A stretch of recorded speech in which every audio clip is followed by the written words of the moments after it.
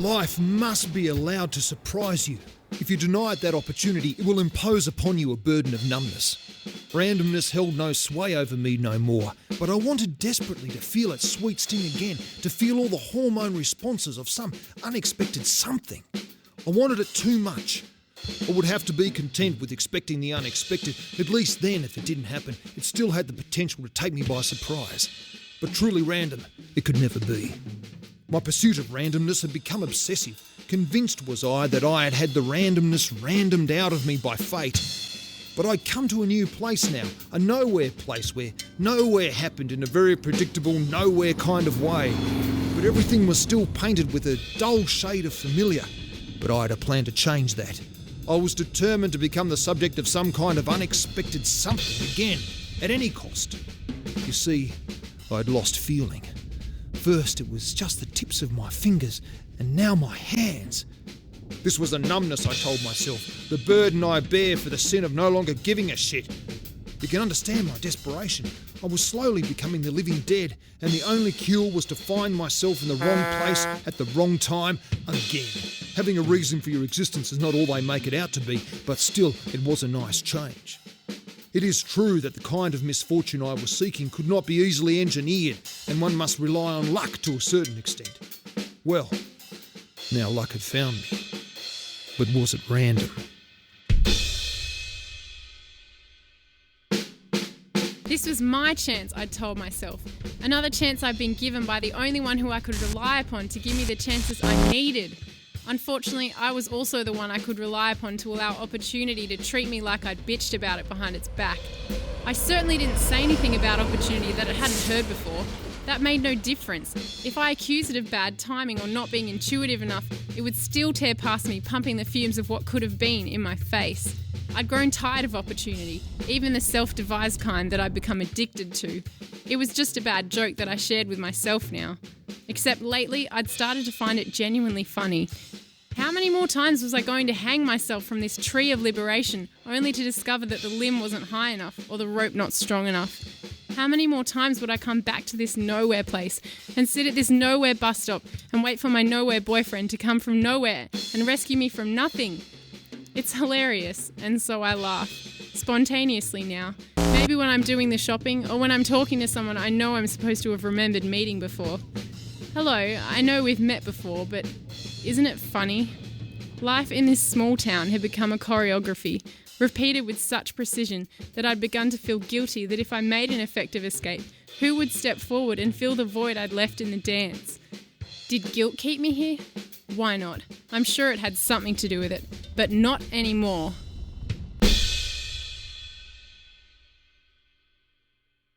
If there's one thing I know, it's when something's not right. And something had not been right inside me for some time now.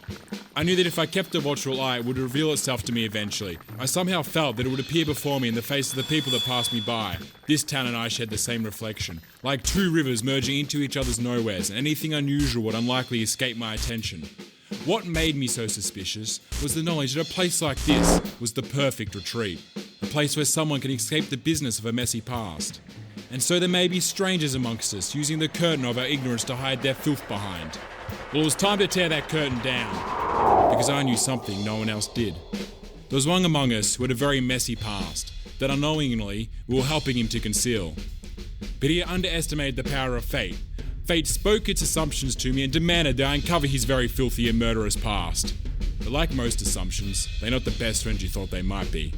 They're more like the kind of friend that tells you what you want to hear, books the time and place, hires the suit and driver, provides the flowers, tells you they're paid for the honeymoon, and then calls you from their prison cell the night before to tell you there is a problem and your credit card is maxed. I knew I no longer needed this nowhere place to be my very own nowhere. And you no longer needed my nowhere assumptions.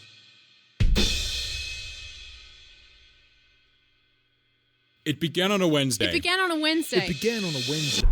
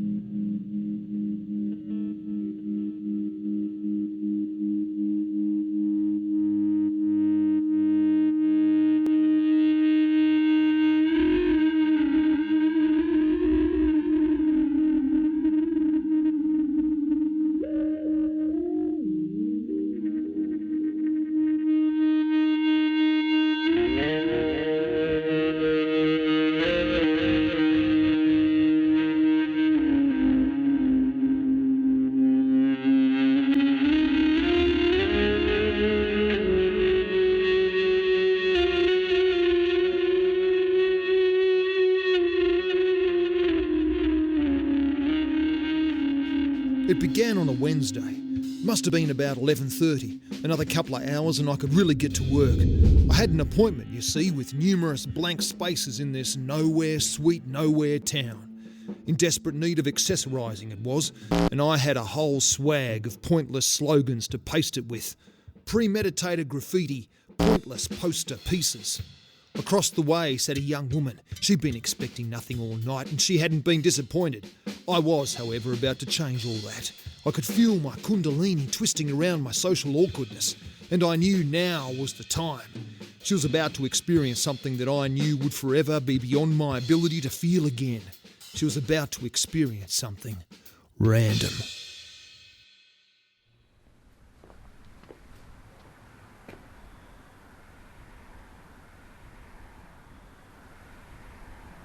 I really don't see why we can't just be friends. What? I really don't see why we cannot just be friends. After all, we are both members of the opposite sex. Pardon? We are both members of the opposite sex. No, we're not. Yes, we are. We can't be. Maybe. Maybe not. Definitely maybe not.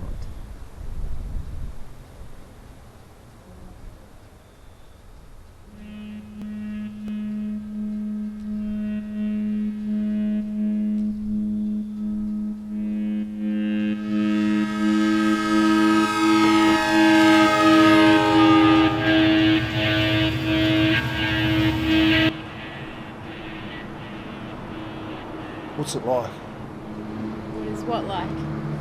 Just now, talking to me. Unexpected? Random. Yes, it was random. Yes. Random. What's it like, this randomness?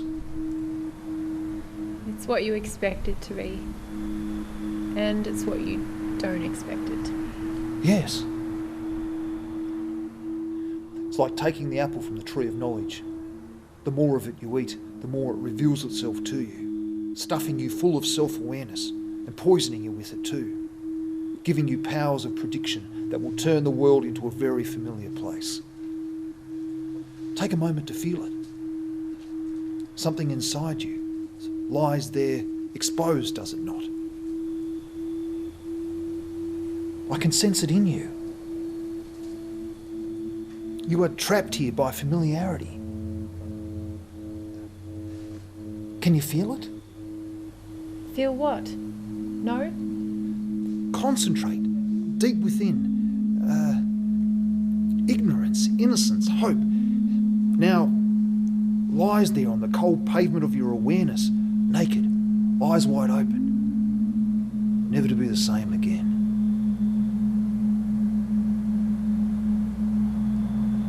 It is the numbness.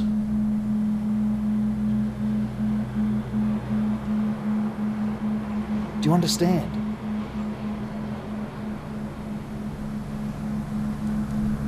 Yes.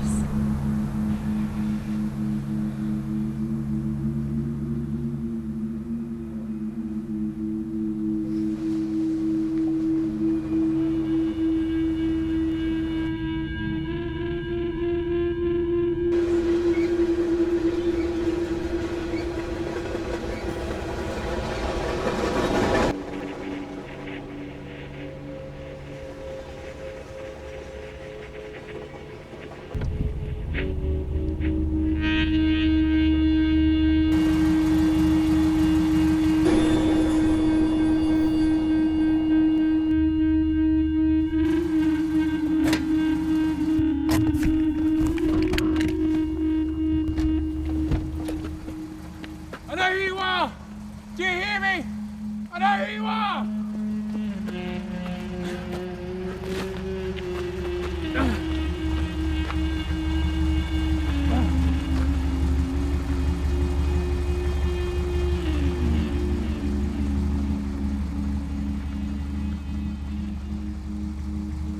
I know who he is!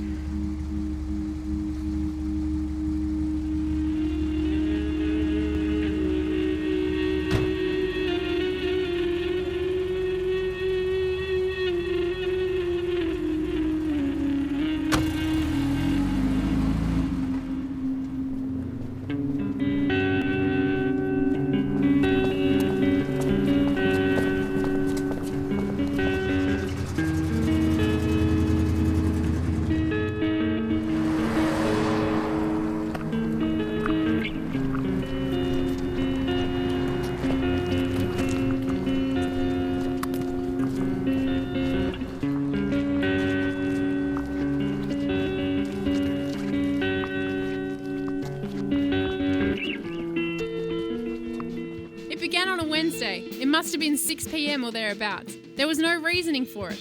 I was sat at home crushing hard from the high of another failed attempt to escape when opportunity snatched my motivation and forced it down the neck of my apathy. Before I knew about it, I was out the door. Hitch a ride, of course! Why hadn't I thought of it before? Hitchhiking, I'd never done it before, and it was just what every escape plan needed. A measure of danger, an element of risk, of course! There must exist the possibility that I might die. I would never make an escape if I knew I hadn't risked death. With fate as my witness, I'll put some stranger behind the wheel and in control of my destiny. It made perfect sense. I'll make use of some law of randomness to guarantee my escape. Surrender all control, I could end up anywhere, or an ideal somewhere else. Either way, it wouldn't be this nowhere sweet nowhere. And that dread feeling in my guts that sinks in when I get about an hour or so down the road would have no means to force me to boomerang back. I'll give myself over to powerlessness and let someone else turn the wheels of my fate. It made perfect sense.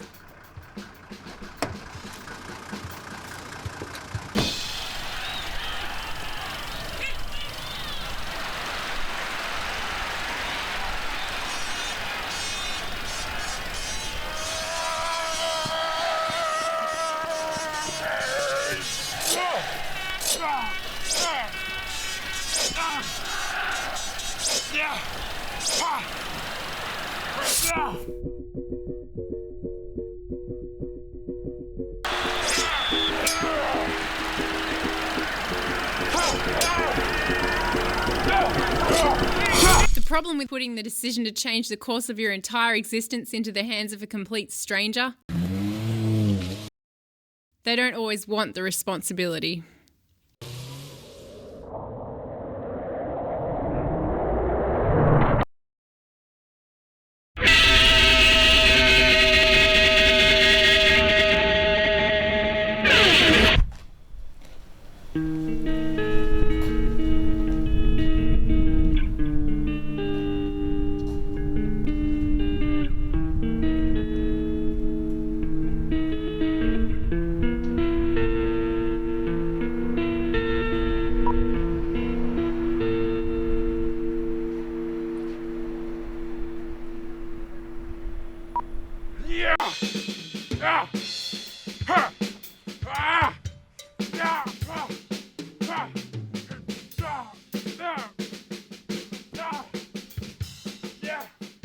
It began on a Wednesday. It was clear the night would be dark and long. I had a cause to champion, a battle to battle, a very private fight to be fought, and my opponent would have only one advantage over me. He knew what it was like to actually kill someone. However, this presented no obstacle, because unlike the delicate nature of his previous victim, my mantle was made of meatier stuff. I was no flower of the meadow to be stomped on by depravity and forgotten. I was the thicket, thick with thrust and might. This nowhere sweet nowhere had become my hamlet of imagination, a God-fearing place in many ways, that sought to seek out purification, which I have hopes to provide.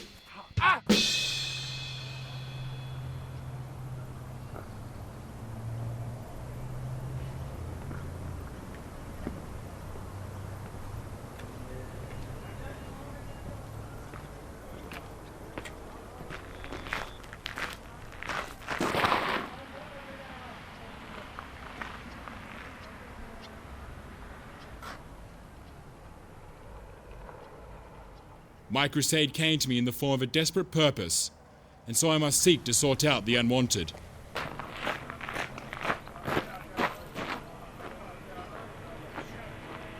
Can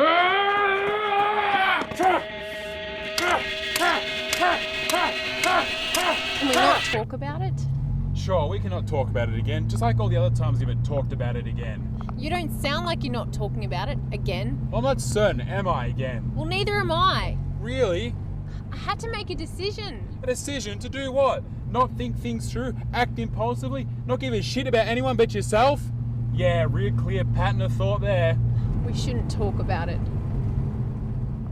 You know what? I'm glad we don't talk about things so much. Otherwise, I wouldn't know what the hell's not going on. You want to know what the hell's not going on? Yeah. I'll tell you exactly what's not going on. Good. Everything! Absolutely everything is absolutely not going on. Just like it always has. Just like it always has. Why can't we just get out of this place? Why do you have to stay here? I have no choice. What? I am held here. I am kept. You don't have to be, do you? I can't be who I am anywhere else but here. And here I am the tribe. I am the tribe.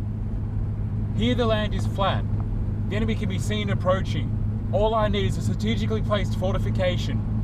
I cannot abandon my post. Do you understand me? My ancient brain won't let me. So I'm stuck here because of your ancient brain? No, you're stuck here because of your ancient brain. Well, what is my ancient brain telling me then? I'll tell you. Good, I want to know. It's telling you. What? It's telling you you have instincts. Instincts? Oh, brilliant. Amazing. You've changed my whole perspective on everything. Good.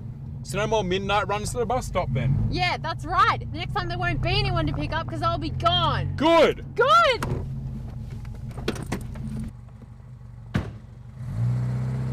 Planning on missing you! I won't be making that mistake again!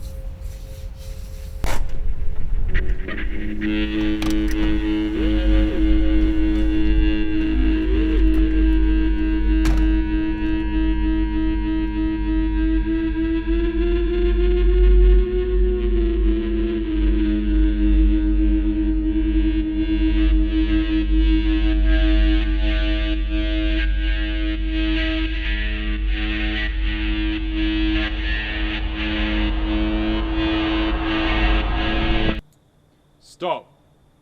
Don't move. Turn around. Very slowly.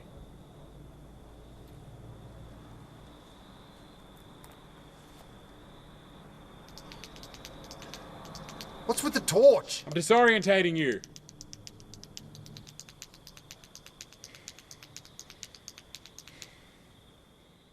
I know who you are. Who am I? People like you. You think you can come to a place like this and the filth will just wash away? Well, don't wash off, mate. Filth? Yeah, filth. What's that? It's a flail. Made it myself. It'll take your head off. What do you hope to achieve with that? Justice. Justice for who? For that girl you murdered. I didn't murder anybody. Yeah? Well, last I'd heard anything about it, they didn't caught the guy had done it. And now here you are. Well, yeah, here I am. And what of it? You're the only suspect. But they didn't have enough evidence. They didn't have enough evidence because I didn't do it. We'll see about that. We'll see about what? That makes no sense. We'll see about that too.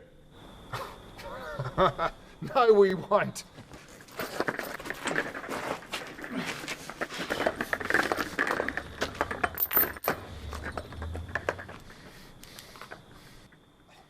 Well, you better flail me then.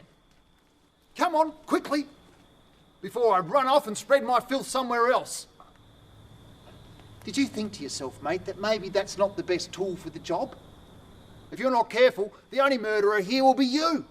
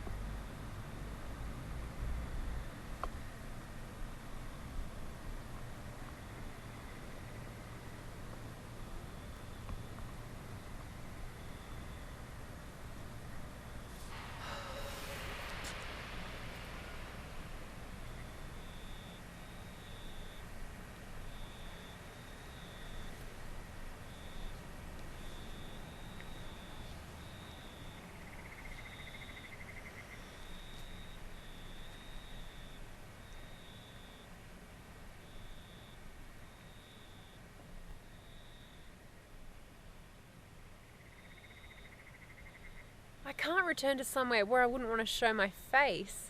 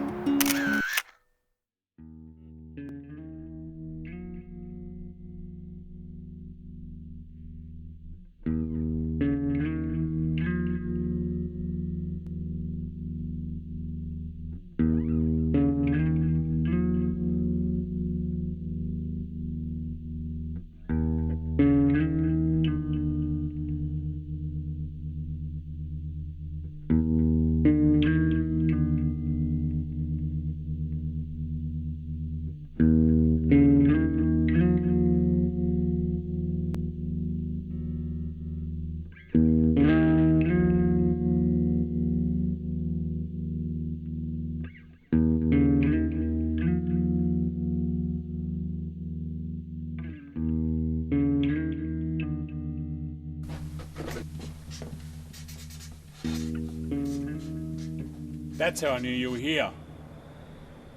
Yeah. Craving some attention? No, What's the point? there is none. That's what you were doing the night that she was... Murdered. Yeah, you're right. Yeah, it's stupid. A stupid way to find yourself in the wrong place at the wrong time, and here I am again. I didn't do it. But But you saw it. You saw who did it. it's just this random bloody thing. Wrong place, wrong time. Huh. The city was supposed to keep my secret. Instead, I became the only suspect. My piece wet on the wall next to her dead body. I was here. Not enough physical evidence. But they found out who I was. Everyone knew who I was and what I did or didn't do. You have to go further than here to fix that, mate. Right. You know who did it. I had information. Well, tell them, be done with it. I should have. I have.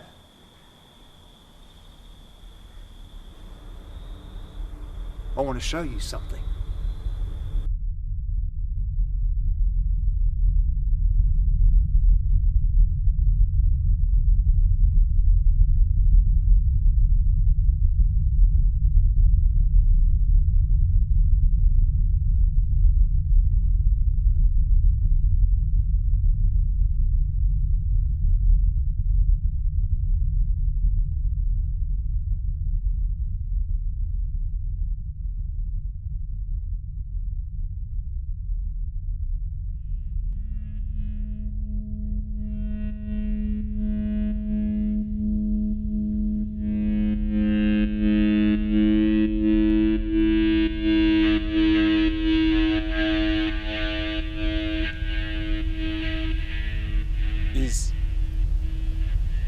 Is that what I think it is? Yes.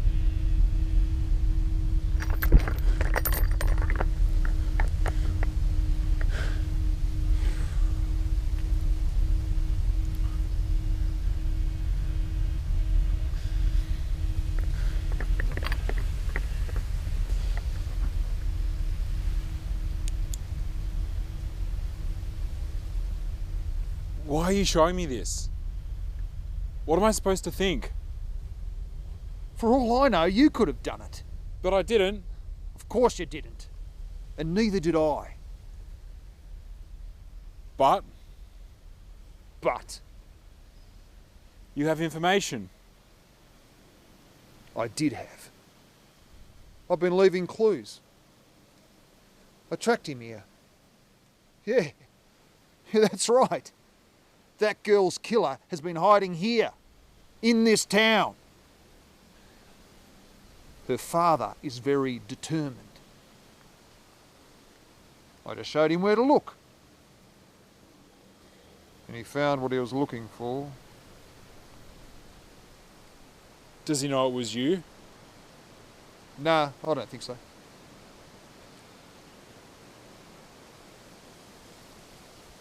Is he dead? Yeah.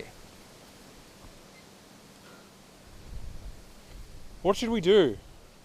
Not much. Not the type of thing I want to be caught up with again. I should go to the police. You should.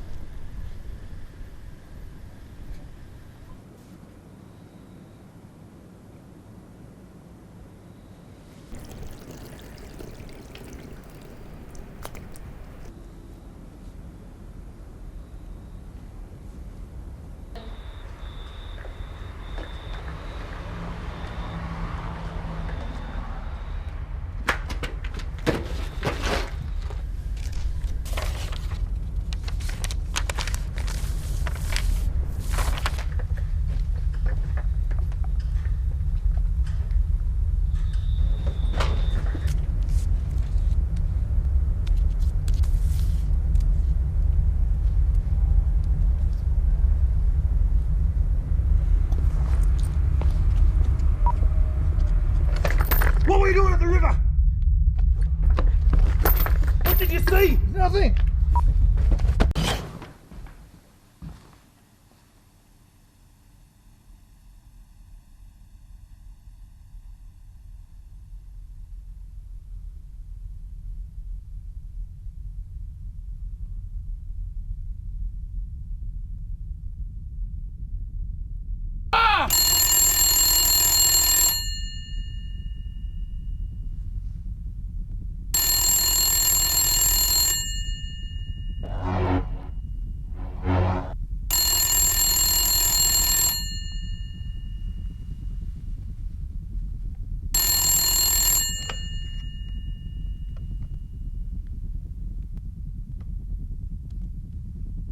Hello? Hello, Mr. Jones. You're not an easy man to contact, are you not? I sincerely hope I'm not keeping you for something, Mr. Jones. Something more important. Who is this? I'm not Mr. Jones. Are you not? Strange. All the evidence would indicate otherwise, Mr. Jones, for I made this call, Mr. Jones, with the fatalistic intention of speaking to Mr. Jones. And I'm now speaking to you, Mr. Jones. And given the circumstances, there really can be no other explanation for it, Mr. Jones, except to say that you are indeed Mr. Jones. However, I do not disagree with you, Mr. Jones. In many ways, you are clearly not Mr. Jones, but that may or may not very quickly change. Either way, Mr. Jones, I sincerely hope that presently you continue to be the Mr. Jones you are clearly yet or not yet to become. For it would be a matter of great inconvenience to me, Mr. Jones, if you were to be mistaken for someone other than Mr. Jones. And though I do not wish to be inconvenienced, Mr. Jones, it does not mean that I do not wish to inconvenience.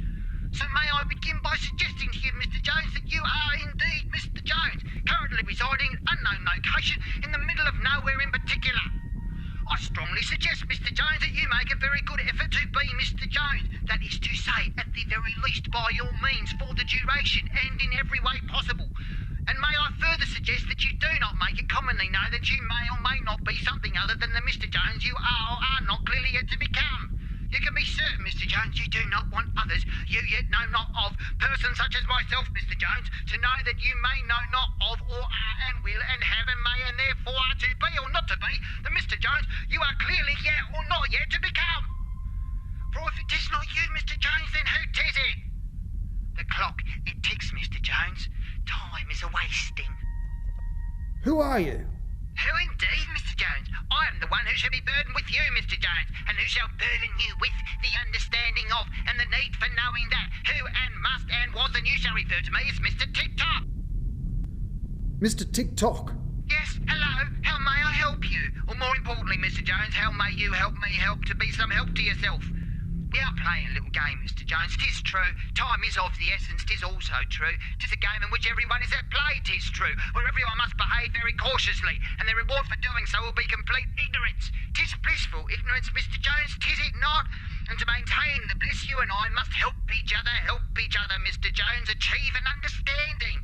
We must become the best of understanding friends, Mr. Jones, sharing the very best of understandings, who guard the ignorance of their fellow ignorant with the most passionate of ignorances, Mr. Jones, willing to sacrifice everything to ensure their very good and ignorant friend remains perfectly ignorant. Are you perfectly willing to remain perfectly ignorant, Mr. Jones? No. Not certain, are we not, Mr. Jones? Well, then let me take this opportunity, Mr. Jones, as your very good and ignorant friend, Mr. Jones, to assert that you are indeed very much ignorant of the ways, Mr. Jones, and very much require me very much to help you to help yourself. Do you not? And I suggest your soul makes preparations for an extended stay, or nay. My soul? Indeed, Mr. Jones, your soul, Mr. Jones. As your very good and ignorant friend, Mr. Jones, I do indeed declare your soul. I don't expect I'll ever be your friend. Begging your pardon, Mr. Jones? Expect what, Mr. Jones? Not friends, Mr. Jones. Oh dear. Don't stake your expectations too high, Mr. Jones. Circumstances beyond our control predict that you and I are already the best kind of friends, Mr. Jones. The kind that won't take no for an answer. Your answer is not no, is it, Mr. Jones? I sincerely hope not. For your sake, of course, Mr. Jones, or not. An answer like that would only demonstrate one thing, Mr. Jones, that you have no notion of things. Do you not have a notion of things, Mr. Jones? Tis your answer still no, Mr. Jones, or tis it not? No. No. No to what? The question, Mr. Jones, the question that will and is of or has been and won't be for with all it is and becomes that may or may not to be for the Mr. Jones you are yet, or yet not to become. That is all, Mr. Jones. Nothing more, certainly nothing less. For you see, Mr. Jones, I am most familiar with all the answers. You need not concern yourself with the answers. Answers are a specialty of mine. However, Mr. Jones, I appear to have no notion of the questions. Not a notion at all. And an answer without a question, Mr. Jones, well, it's like gravity without a planet, isn't it? Doesn't really exist until you're absolutely sure you have absolutely not seen it with your very own eyes, absolutely. And then it is everything and nothing all at once. All very much at once, Mr. Jones, is it not? And now you will understand, I am sure, Mr. Jones or not, that I know all the answers, and you know all the questions. You give me the right question, and I will give you the answer you seek. What is the answer I seek? That is not the right question, Mr. Jones, is it not? Look, I wish I could help you, but Do you, Mr. Jones? Do you really? Do you really wish you could be some help to me? You've been left stranded in the middle of an inhospitable nowhere man's land, not even sure if you will survive. And you wish you could help me. well then, I suppose I don't wish to help you. And I also suppose you do not wish to help me, Mr. Jones, and I further suppose that I'm not too bothered by the fact, and it goes without the need for it to be supposed that you suppose you need to be helping yourself, and it is also supposed that you need me to help you to suppose to help yourself. And therefore, if you were supposed to help me, then I suppose you would be helping yourself. Would it be right to suppose such things, Mr. Jones? Yes? Then please, Mr. Jones, allow me to allow you to help me to help you to help yourself. And let me begin by offering you some advice. You will simply have to make more of an effort, Mr. Jones, to be Mr. Jones and change your indifferent ways. Because no one is very happy with you at the moment, Mr. Jones. And by no one, I'm referring to myself. Am I not? Yes, that's right, Mr. Jones. Your very good and ignorant friend, Mr. TikTok, is most displeased. He is filled with the confusion that comes about when one asks oneself the question, why is Mr. Jones so determined to not make good use of the advice his very good and ignorant friend, Mr. TikTok, has provided him with? Mr. TikTok is not able to comprehend why Mr. Jones is so determined to waste time with such casual disregard. You're the one wasting time. Oh, am I, Mr. Jones? Am I really? And I'm keeping you from doing what exactly, Mr. Jones? I don't know. How right you are, Mr. Jones. You do not know. However, you are not wrong, Mr. Jones. I am the one behaving like I have an eternity to devote to the idleness of pleasures. Pleasures such as not telling you in the most deliberate of ways what it is you must or must not be doing to help me to help you to save yourself or not, Mr. Jones. Save myself? From what? What indeed, Mr. Jones? From the everlastingness, of course, the perpetual goings and comings and such, the round eternalness as it goes, the celebrated curse circumferencing and the like, the anathematizing, arithmetaking, annulusing, etc. You must understand, Mr. Jones, it is my job, the task that has been entrusted to me, Mr. Jones, to waste your time. And it is your job, Mr. Jones, to make better use of the time you have or have not. And you must make better use of it, Mr. Jones, for if it is not you, Mr. Jones, then who tis it? Better use of it? How much time do I have? An eternity, Mr. Jones, or thereabouts. All the time you need or need not. After all, it is somewhat relying on things, stuff, this, that, what for, to do, yes. What for to do with the time you have or have not? What indeed? Smart is the question. Very well then, when the phone rings, Mr. Jones, you must answer it. You must speak, you must listen, you must understand, you must adopt, acquire, appropriate, aggregate, assume into your being, Mr. Jones. You must accept, Mr. Jones, the meaning. The meaning? And say what? To whom? To whom, Mr. Jones? Whom indeed? People just like you, I suspect, Mr. Jones. The strangers, the unknowns, the mysterious, the pilgrims, the angels, the demons, the lost, the found, the isolated, the thoughtless, the deadless. All subject to the same poetic injustice that at this very moment defines you, my very, very good and ignorant friend, Mr. Jones. And what must you say, Mr. Jones? What must you say indeed? You must tell them, yes, tell them, Mr. Jones, tell them the truth. Yes, indeed, the truth, Mr. Jones. For the truth shall set you free, Mr. Jones. It shall set us all free, will it not? And may I suggest, Mr. Jones, that beginning at the start is not quite the same as starting at the beginning. And now, Mr. Jones, it is very much time for you to begin. Though I do feel we are really getting to know each other quite well. And believe me when I say I really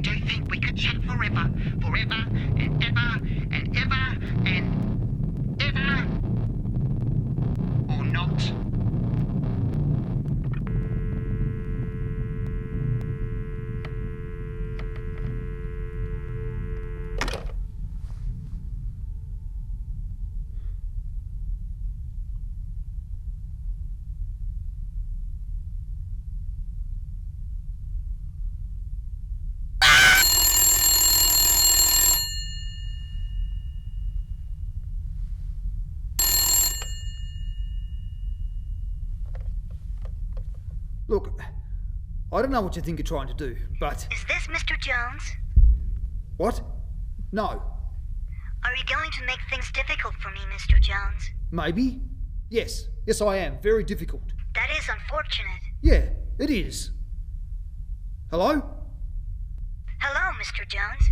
How may I help you? We could start by telling me what the bloody hell's going on. You are the seeker, Mr. Jones. The seeker? Of what? Of those things that need to be sought. Enough with the cryptic bloody talk. Give me a straight answer to my question. You are the seeker of the experience, Mr. Jones. The experiencer of the experience of seeking. What do I need to say to you for you to understand that I require a straightforward answer to my question? What precisely do you expect me to say, Mr. Jones? Well, I surely do not know, do I? If you wish, I could provide you with the opportunity for you to assist me to help you to help yourself. I'm sure you could. You would like to know how I may help you to help yourself, Mr. Jones? Oh, yes, please. You must start by telling the truth. I've already received that piece of advice. All right then, the truth it is. What would you like to know? I need to know, Mr. Jones, about self. About your self. Myself? Yes, Mr. Jones. Self is a construct of the being, Mr. Jones. The being is the animal within, driven by the objective. Self is the being's social vehicle. Its objective is survival. Socialization is how the being survives. And so, I need to know about yourself, Mr. Jones. Myself? Indeed. What self lacks in its ability to be defined, it makes up for in how real the experiencing of it is. How real is it for you, Mr. Jones? I wouldn't know. So it would seem. The self has the objective to acquire purpose, towards becoming determined. Are you determined, Mr. Jones? Yeah, sure, why not? May I remind you, Mr. Jones, that you must become a faithful servant to the understanding of the truth of understanding, Mr. Jones. For it is through the exploration of the truth of understanding that you will understand how you must progress. Progress? Progress to where? May I remind you, what's your name? Ariel. May I remind you, Ariel, that I have absolutely no idea what the bloody hell you're talking about. And so, my assessment of self has commenced. Assessment? Self moves through cycles, Mr. Jones. Where are you in your self cycle? Are you at the beginning? Are you a new self that at any given point in time is suffering from an experiential deficit? Or are you the functioning self that has specific experiential needs? Do you understand the mechanism of your personality, Mr. Jones? I must be allowed to complete my assessment, and resistance is pointless. Pointless? Really? Well, assess this.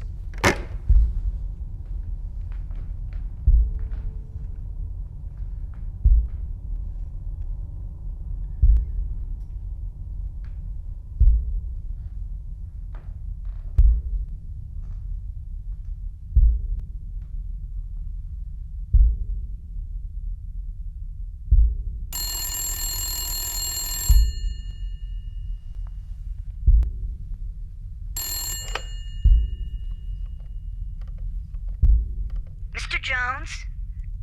Ariel? Yes, Mr. Jones. I have made my assessment.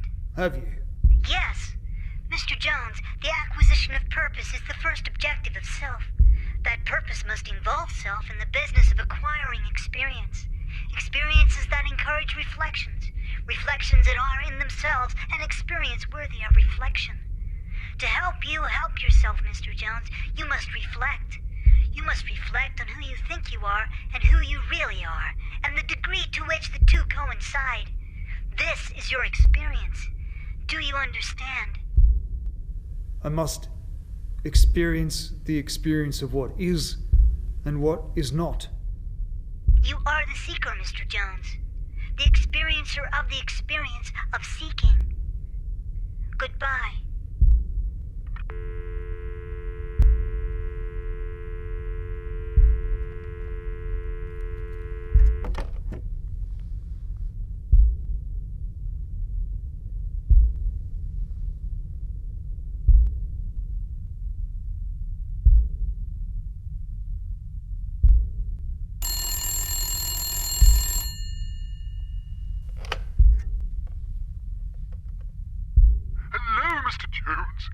truly marvelous it is to finally have this opportunity.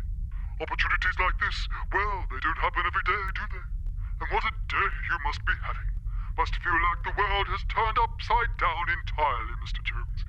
Still, no point in fighting it, is there? Time will out. Time will conquer us all, Mr. Jones. Time will. Time be. And so must we. Tragic. What? Tragic, are we? Or just overcome with a sort of lamenting? Suffering a little, are we not, from the melancholicaitis? It will pass, or it will not. That is to say, of course, it will not pass. Though it is all relative, is it not, or is it? So, no need to despair, or maybe there is. All the same, there shall be plenty of time for that, or not. For what? Who are you? Who indeed, Mr. Jones? I will be providing you with the instruction, Mr. Jones. Carefully, I will carefully guide you through the understanding of time, Mr. Jones. For I am Mr. God. And it is my intention, Mr. Jones, that you fully understand my understanding. And maybe you will, and maybe you will not. Either way, I burden the responsibility, Mr. Jones. Indeed, it falls upon me to tell you my telling of time. Oh, and the anticipation of it all fills me with a strange kind of dread. But there will be time to contemplate the nature of eternity, and how it will and will not be occupied. Or maybe there will be no time at all. And what I mean when I say that is, there will be no time. Wistful, are we? What are you on about? Wistful, I think, yes, and a little abrasive. It does become you, though, Mr. Jones, a little fight in your fright. Others, I must say, are usually far more easily defeated. There's been others. Oh, yes, indeed, Mr. Jones. There are always others, many of them going this way and then that. Never entirely sure, are they, or are they not, of which way to pray, or not to pray, and so they pass the time indecisively, indecisive. Indecision has a strange kind of beauty, does it not? 'Tis honest, do you not think, Mr. Jones? I'm sure you do. But you have purpose, Mr. Jones, a keen desire to reject the realness of the reality of this reality. So committed are you to your ignorance that at least you will have some frustration to keep you company, or maybe not. After all, Mr. Jones, eternity is a long time, or 'tis it not? Eternity? Here? Oh, no, Mr. Jones. Please, let us not get ahead of the starter's whistle. You needn't be concerned, Mr. Jones. The race is yet to begin, but when it does begin, 'tis frightfully lonely. Oh, isn't it not? All the same, we must make our preparations, mustn't we, or not, Mr. Jones? I wouldn't know.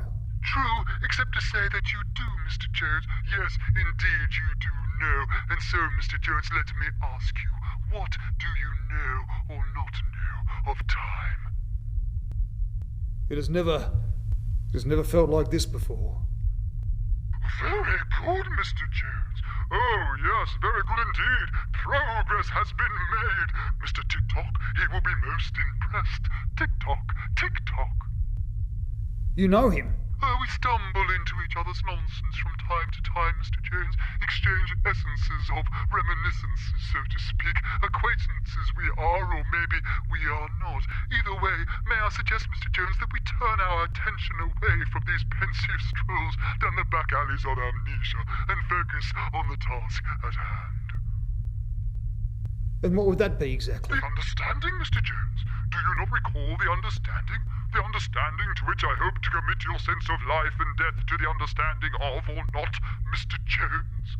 Life and death? Oh, yes, yes! Life and death, Mr. Jones, death and life. May I ask you, are you feeling at all alive at present, Mr. Jones? Not so much, I guess. Indeed, Mr. Jones, very much indeed. Splendid.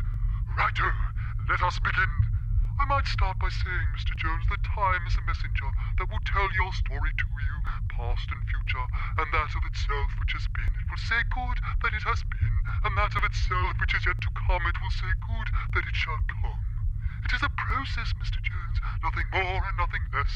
Progress through process, and so we come to the core of it, do we not, Mr. Jones, or do we? And so I will be telling you my tale, I will be storying you my story, I will sound you out my sounding. In our universe, Mr. Jones, time prevails. It may bend relative to this and that, but it is essentially infused in all matter and activity. The commencement of time dictated the need for a change of state in things. There can be no nothing anymore, not anymore. As time determined the need for a change of state, so then survival acquired the need for process. And so glorious process has become the principle to which all beings must adhere. If a being is to survive in a dimension created within the frame of reference known as time, it must evolve through a process, Mr. Jones. Time allowed the first cell to divide. Division is life. Time internalized in us all equates to life, to survival. And for as long as there is time, there shall be the need to survive. Time is many things to many people, Mr. Jones. Money, love, passing by, going too slow, going too fast, too little, too much, too late. However, before it is any of these things, Mr. Jones, time is first process. Beautiful, glorious process, which brings me to the core of the purpose of my telling of this tale of time, Mr. Jones. To ask you this question, Mr. Jones, what do you know of process? Now, before you reply, Mr. Jones, and decide once and for all which way is up or not, may I remind you that eternity really does feel like it will simply go on forever. Or not.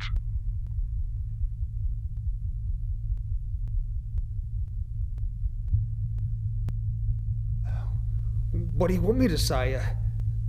Hello? Hello? Well, I don't know. Process. I don't... Process is just what happens. It gets us from A to B, from the start of things to the end of things. It's happening all the time. Time is process with consequences. Unpredictable to a certain extent. Everything has a consequence. And so the process changes. And the consequences change. Cause and effect. The effect would be different for me if I learnt to change the process.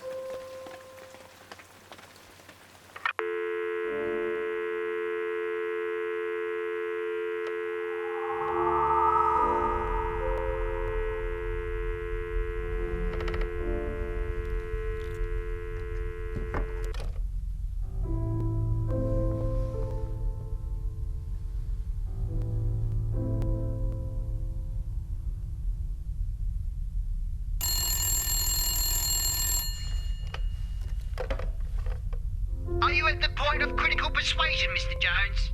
Mr. TikTok? Yes, Mr. Jones. How may I help you? Critical persuasion, Mr. Jones. How does it go with you? Well enough, I suppose. That is, of course, if I knew what you were talking about. Then what I actually mean when I say that is if I knew what you were talking about. The time has now come for you to listen to me very carefully, Mr. Jones. Are you listening to me very carefully, Mr. Jones? Very. Critical persuasion, Mr. Jones, is the point at which self, in need of formative data and unable to obtain it through experience, for whatever reason, makes a formative choice for the being based upon what society presents as examples of social ideals. The group will display symbols that epitomise strength. The group presents these symbols as idealised self-targets or statusments, in the same way as the being will construct on the palette of the imagination an idealised target self. As with self, it is the experiential deficit that subsequently exists that will cause the group to want to evolve towards achieving these statusments. Statusments should only ever be targets, Mr. Jones, motivating the being to be all that it can be and no more. To attempt to be more is to approach a point of critical persuasion. And so, I ask you, Mr. Jones, are you at a point of critical persuasion? No. No need then for me to fear for you or not, is there, Mr. Jones? No. No need at all.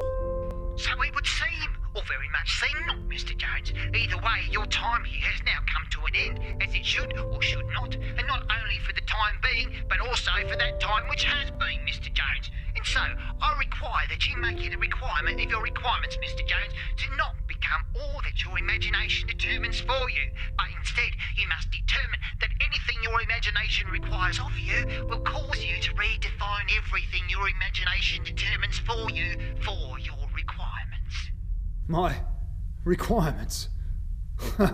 Sure. I am no more and I am no less. And so it is that it is, Mr. Jones. Goodbye.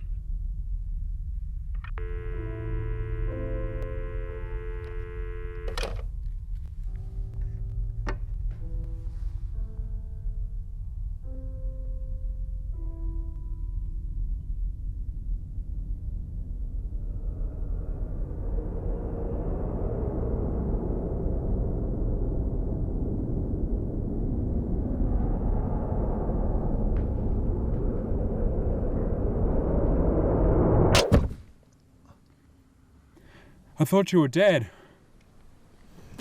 So did I.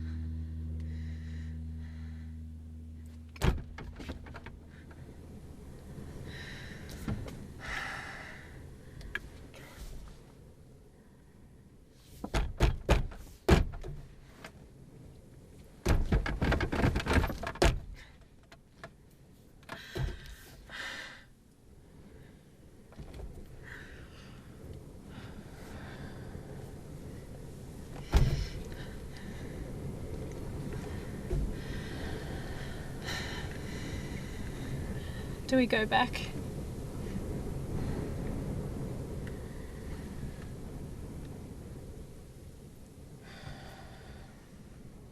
No.